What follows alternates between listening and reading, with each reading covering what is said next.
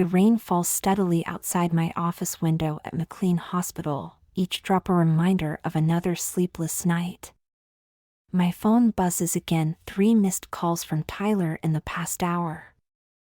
I press my forehead against the cool glass, watching the Boston skyline disappear behind sheets of October rain. As a psychiatrist, I should know better than to let my stepson's calls go unanswered, especially given his history. The last time I ignored his calls, we found him in his MIT dorm room, surrounded by empty Adderall bottles and unfinished coding projects. That was 6 months ago. Now he lives with us, my brilliant, broken stepson who gave up his dreams of becoming the next tech prodigy.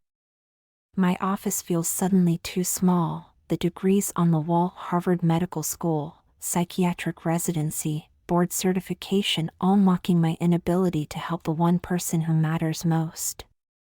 The phone buzzes again. Tyler. Emma. His voice sounds strained, younger than his 22 years. I need you. My heart clenches at the vulnerability in his tone. I'm here. What's wrong? Can you come home? Please? I glance at my schedule: 2 more patients, then a faculty meeting. Tyler, I have appointments. Please. The word hangs between us, heavy with unspoken need. I close my eyes, already reaching for my keys. I'm on my way. The drive home to Beacon Hill feels endless. Rain hammers against the windshield as I navigate through traffic, my mind replaying the day Tyler moved back in. James, my husband, had been against it. He needs professional help, Emma. Not his stepmother. But I'd insisted. After all, what kind of psychiatrist would I be if I couldn't help my own stepson? What kind of mother? Our brownstone comes into view, its red brick dark with rain. Tyler's bedroom light glows from the 3rd floor. He's still awake, probably coding again. The house is quiet when I enter, but I can feel his presence, like electricity in the air. I find him in his room, exactly as I feared. Empty Red Bull cans litter his desk, multiple monitors displaying lines of code I can't comprehend. Tyler? He turns, and my breath catches. His eyes are red-rimmed, dark circles beneath them like bruises. You came. His voice cracks slightly. Of course I came. I move closer, professional instincts warring with maternal concern. When was the last time you slept?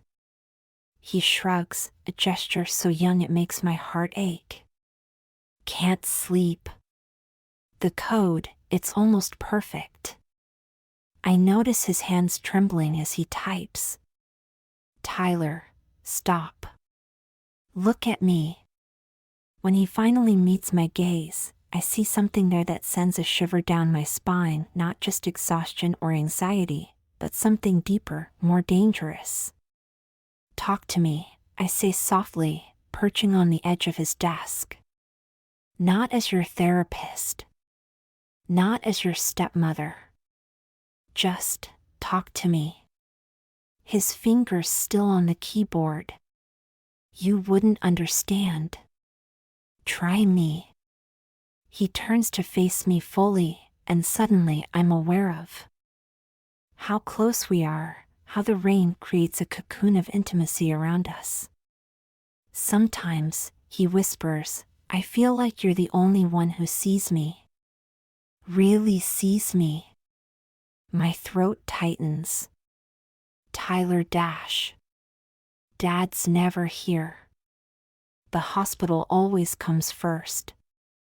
But you.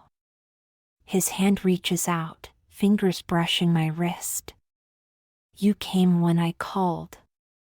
The touch sends electricity through my skin. I should move away.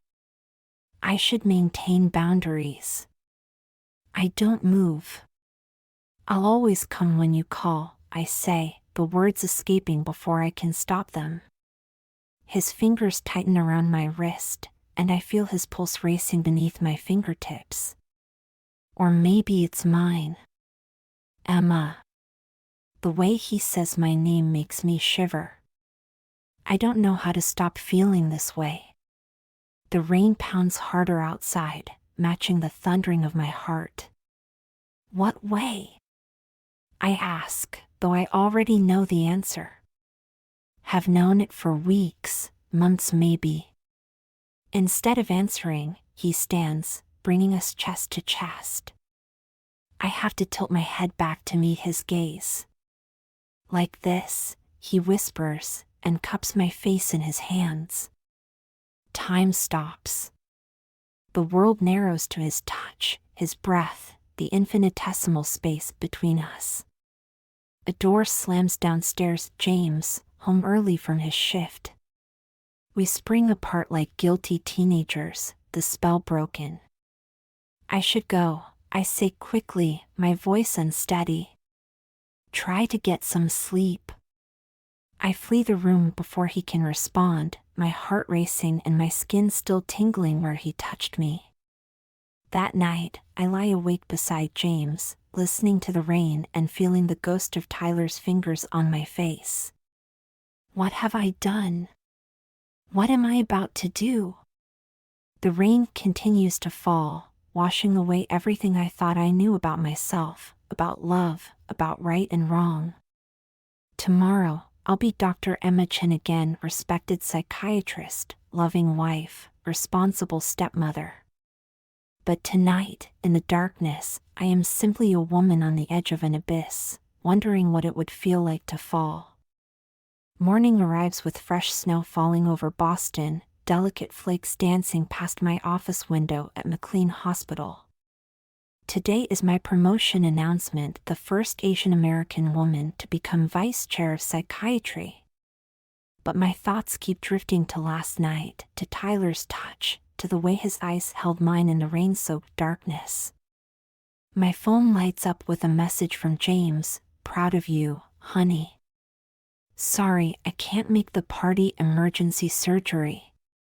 Of course. There's always an emergency surgery.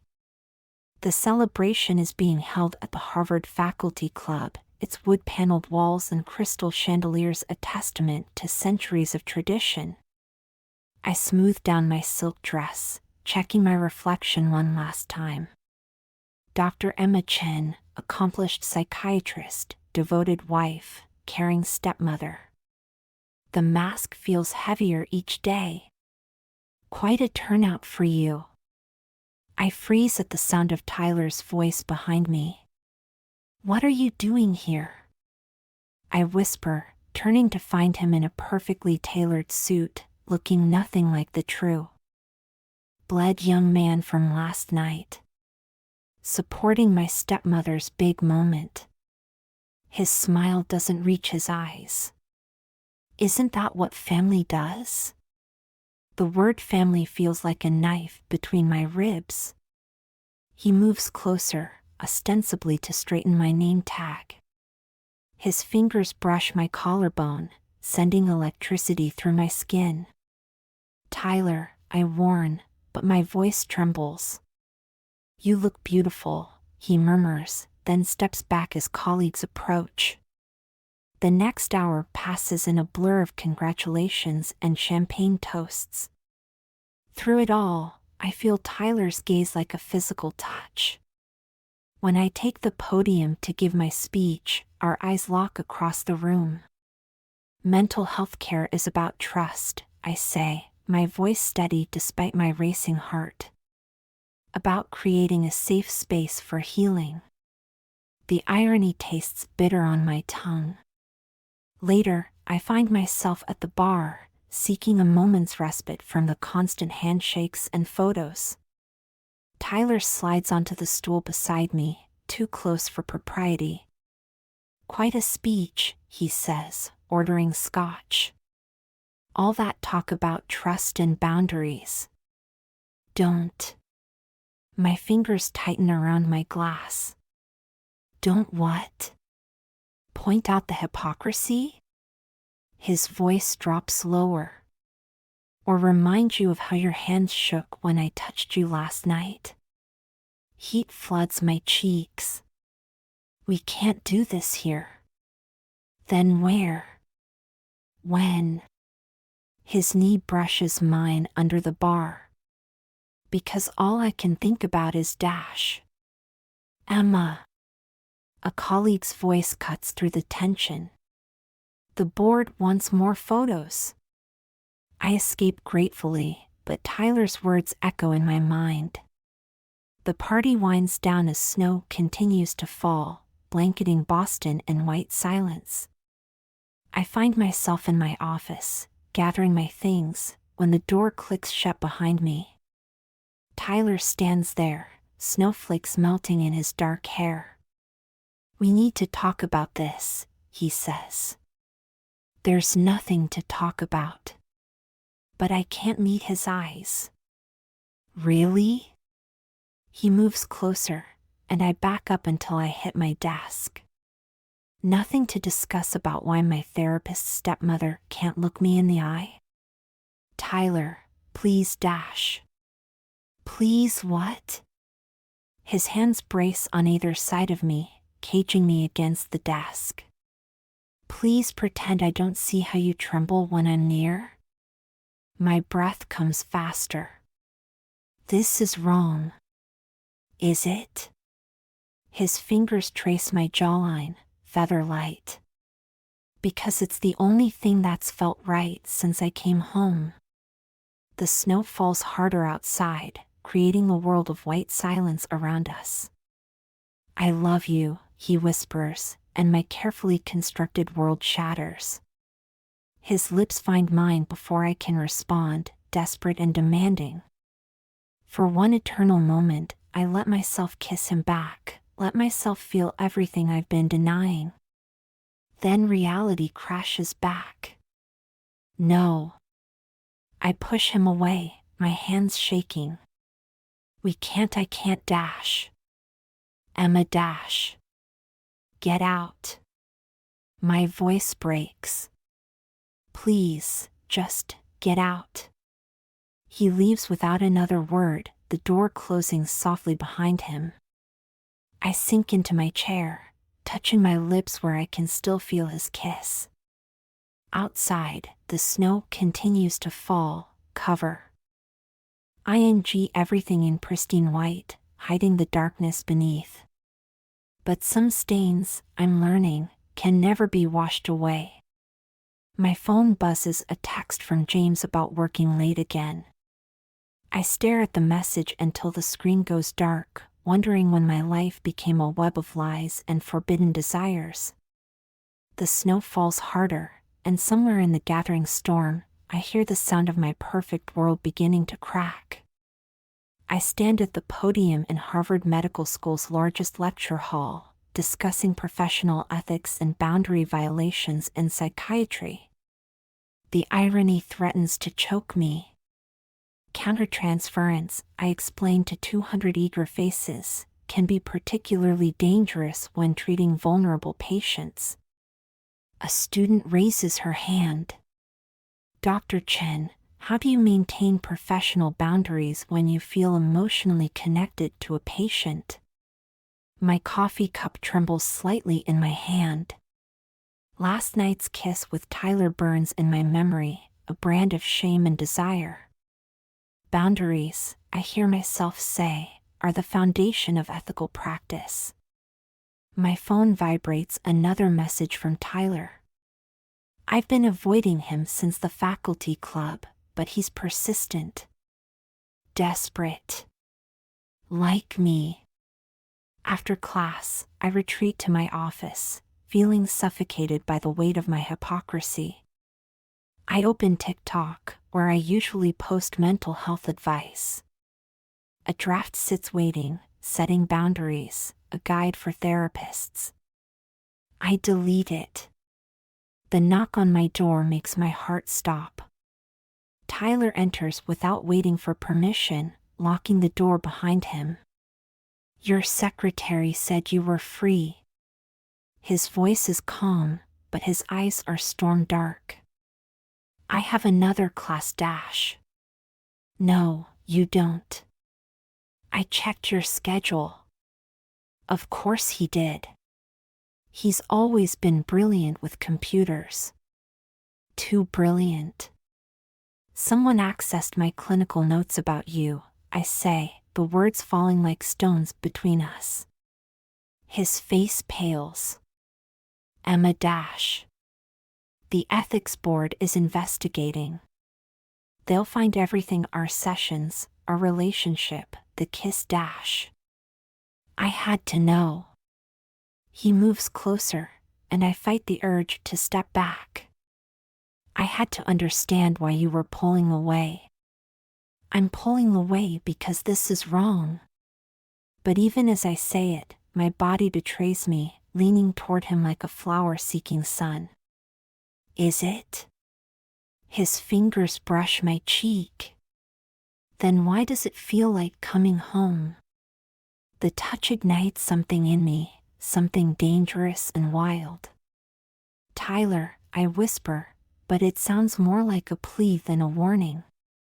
His lips find mine, and this time I don't push him away. Can't push him away. The kiss deepens, months of repressed desire exploding between us. His hands tangle in my hair as he backs me against my desk, scattering papers to the floor. I love you, he breathes against my mouth. I've loved you since the moment you came to my dorm room at MIT. I should stop this. I need to stop this. Instead, I pull him closer. The world narrows to sensation, his hands on my skin, his heartbeat against mine, the taste of coffee and desire on his tongue. Then my office phone rings. Reality crashes back like a bucket of ice water. Dr. Chen? My secretary's voice through the speaker. Your husband is on line 1. Tyler and I spring apart, guilt and want warring on his face. Emma dash. Go, I whisper, straightening my blouse with trembling hands. Please, just go. He leaves, and I answer the phone, tasting lies and Tyler's kiss on my lips. James? Yes, everything's fine. Just busy with the ethics investigation. That night, I lie awake in my empty bed. James is working late again and stare at the ceiling. My phone lights up with a text from Tyler. I won't apologize for loving you. I close my eyes, feeling tears slip down my temples. Tomorrow, the ethics board will discover everything. Tomorrow, my career, my marriage, my life will implode. But tonight, in the darkness of my bedroom, I finally admit the truth I've been running from.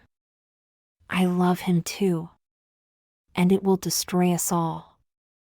The ethics board meeting room feels like a courtroom, all dark wood and accusatory silence. My hands shake as I open the manila folder containing Tyler's case notes. Dr. Chen, the board chairman, begins, his voice heavy with disappointment. Can you explain why you continued treating your stepson despite the obvious conflict of interest? Before I can answer, the door bursts open. Tyler stands there, snow melting on his shoulders, his face set with determination. Tyler, no dash. I start to rise, but he cuts me off. It's my fault, he announces to the stunned room. I hacked into Dr. Chen's files. I manipulated the situation. She tried to maintain boundaries, but I dash. Young man, this is a closed hearing dash. I'm in love with her. The words fall like bombs in the quiet room. Gasps echo off the walls. Someone drops a pen. I close my eyes, feeling my career, my life, crumbling around me. And I'm leaving for San Francisco, Tyler continues. A startup offered me a position. I'll be gone by tonight. My eyes snap open. What? But he's already turning, walking away, taking my heart with him. The next few hours pass in a blur of questions, judgments, and thinly veiled contempt. I resign before they can fire me.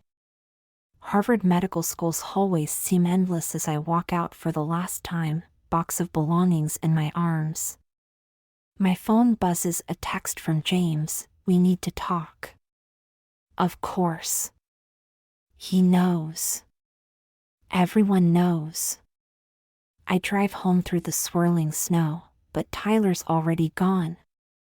His room is empty except for a note on the bed. I'm safe. Don't try to find me. I love you enough to let you go. T. I sink to the floor, clutching the paper to my chest. Outside, Boston disappears under fresh snow, burying everything in pristine white. But some things can't be buried. Some loves leave permanent marks. James files for divorce the next day. The medical board suspends my license pending review.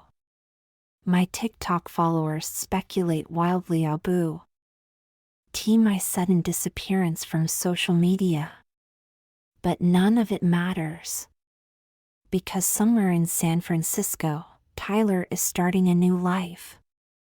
And here in Boston, in our snow-covered brownstone, I'm finally facing the truth. Sometimes love doesn't conquer all. Sometimes it just teaches us who we really are. And who we're willing to become. I book a flight to San Francisco. Some stories don't end with happily ever after. But they don't end with goodbye either. They end with courage. With truth. With the understanding that love, real love, is worth any price. Even if that price is everything you thought you were. The snow falls harder as my taxi heads to Logan Airport.